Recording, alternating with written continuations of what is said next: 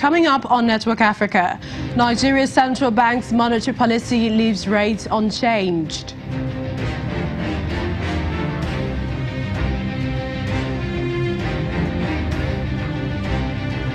Congo's main opposition, the UDPS party, chooses a new leader as South Korea raises concern over forthcoming elections.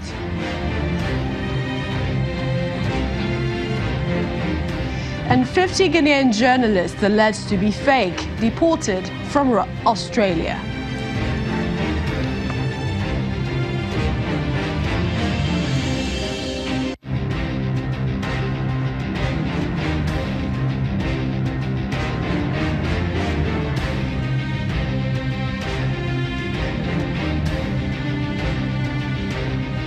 Welcome to the program. I'm Millicent Onwoka.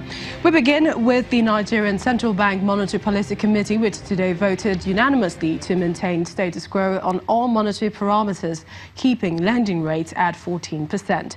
This follows the conclusion of the two-day meeting of the new committee, which was also the first for the year. Governor Godwin Emefiele at the media briefing in Abuja explains that all 9 members of the committee voted to hold rates as loosening would worsen current account balance. The committee was concerned about the fiscal distortions associated with absence of buoyancy between the GDP growth and tax revenue, and urged the fiscal authorities to deploy appropriate corrective measures to address this phenomenon.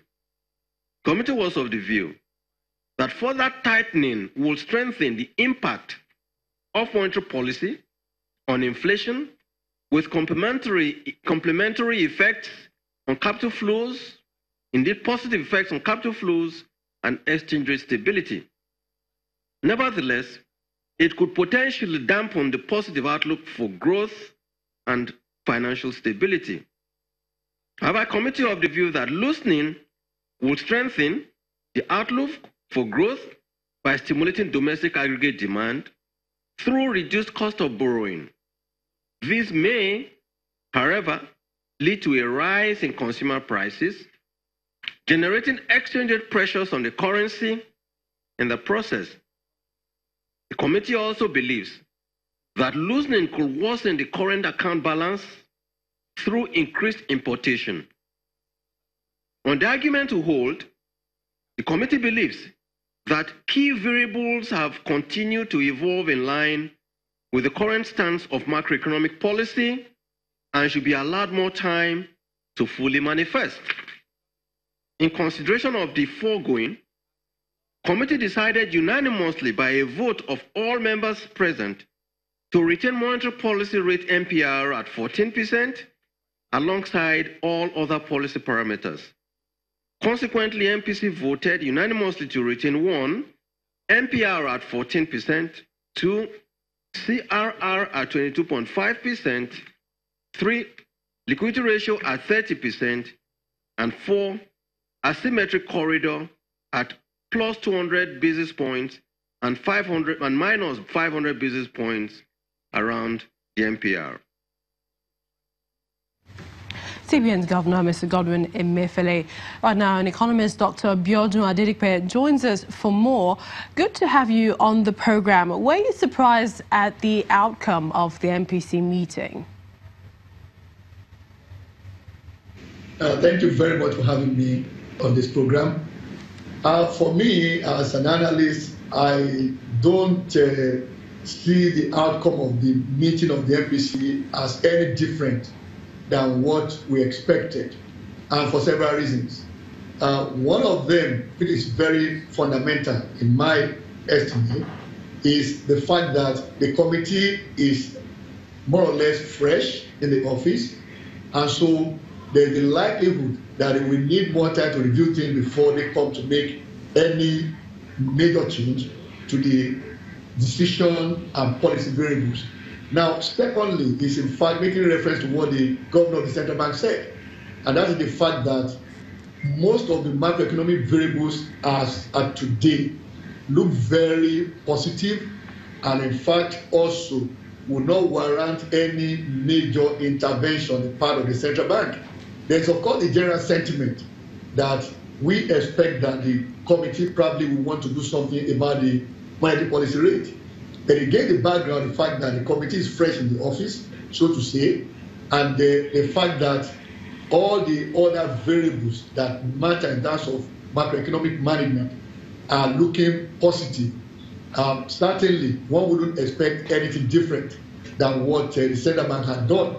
But that also, this relationship between monetary and fiscal policy, that clearly we don't also want to stretch monetary policy too far, and perhaps take a little step backwards, and let's see what happens to fiscal operations. But Dr. Adedipe, for the economy, in the best interest of an economy that's recovering, do you consider this as desirable, the stance, the decision that they've made? Well, there are a number of issues that also play out here. Don't forget that Nigeria is in a pre-election year as we speak. And typically, if you look at the history of pre-election years in Nigeria, there's always an expansion of fiscal operations. And of course, take that vis-a-vis the fact that the economy is just coming out of recession into recovery. That also means that you will see a lot of economic activities. Now, if you juxtapose that against the trend with inflation rate, yes, the rate has been coming down, but it has not gone down significantly to bring any comfort to the monetary authorities at 14.33% for February this year, and the fact that the food index remains a major factor in the headline inflation in Nigeria. And of course, considering that that grew by 17.59% in February, that means that the rate of inflation is unlikely to come down significantly. So to that extent, you see there will also be worried looking at the investment angle. Now, one of the key motivations to investors is what we call the real rate of interest, which compares the nominal rate with the rate of inflation.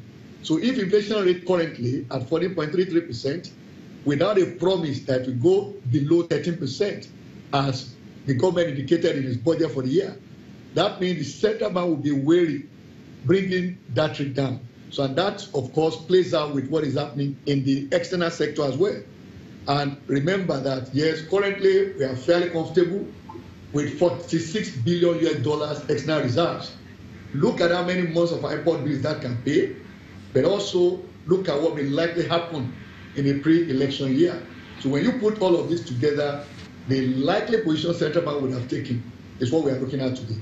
All right. We'd like to thank you, Dr. Biodun Adedipe, an economist and policy analyst, for joining us on the program.